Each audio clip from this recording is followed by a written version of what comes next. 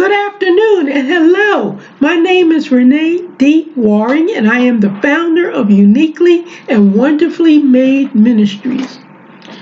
The title of my talk today is Mental Hospitals Mental Illness Part 12 R period WARRING. I will speak on Bethlem Royal Hospital located in London, England. It was nicknamed, quote, Bedlam, unquote. My presentation can be viewed on LinkedIn under @Renee Waring, on Facebook under Waring Communications LLC, on Twitter under @Renee Waring, and on YouTube under WARRING.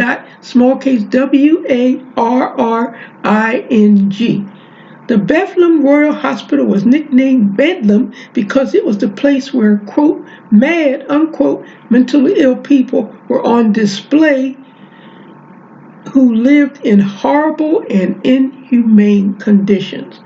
It was one of the oldest mental institutions in the world. Bedlam was founded in 1247 to shelter and care for homeless people. Gradually, the institution began to focus on those considered as, quote, mad, unquote. The patients stayed often for 12 months.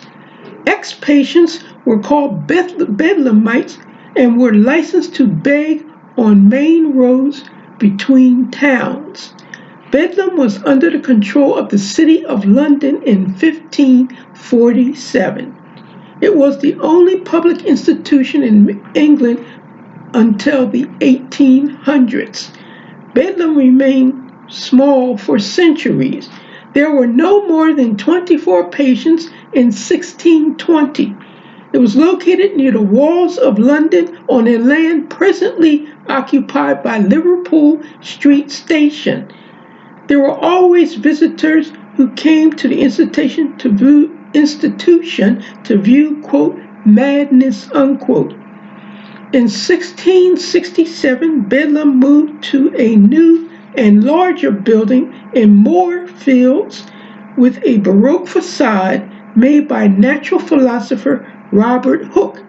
He was an architect and a polymath in addition to being a natural philosopher. A polymath is an individual whose knowledge spans a specific number of subjects and who knows how to use complex bodies of knowledge to solve specific problems.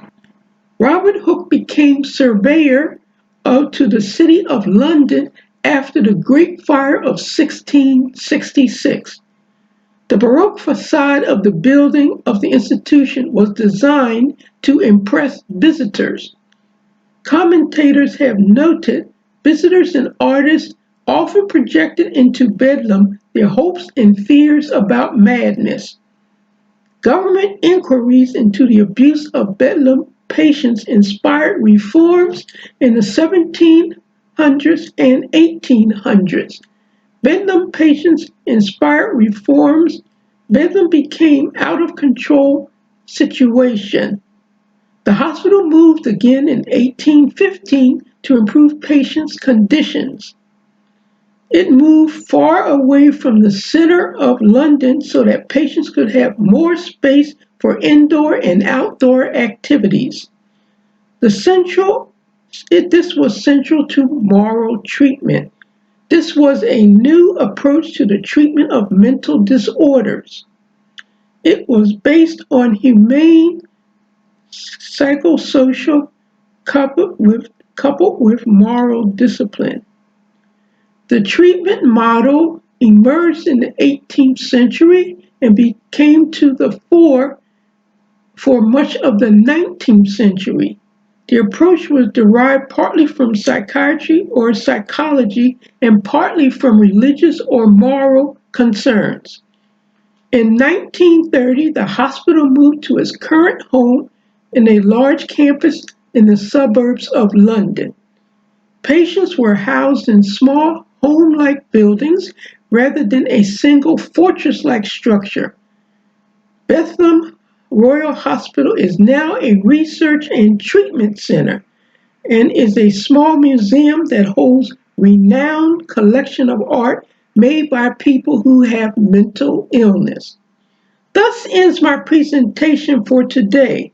You can view my presentations on the following social media sites: on LinkedIn under Renee D. Waring, on Facebook under Waring Communications LLC, on Twitter under at Renee Waring, and on YouTube under small case r dot small case WARRING.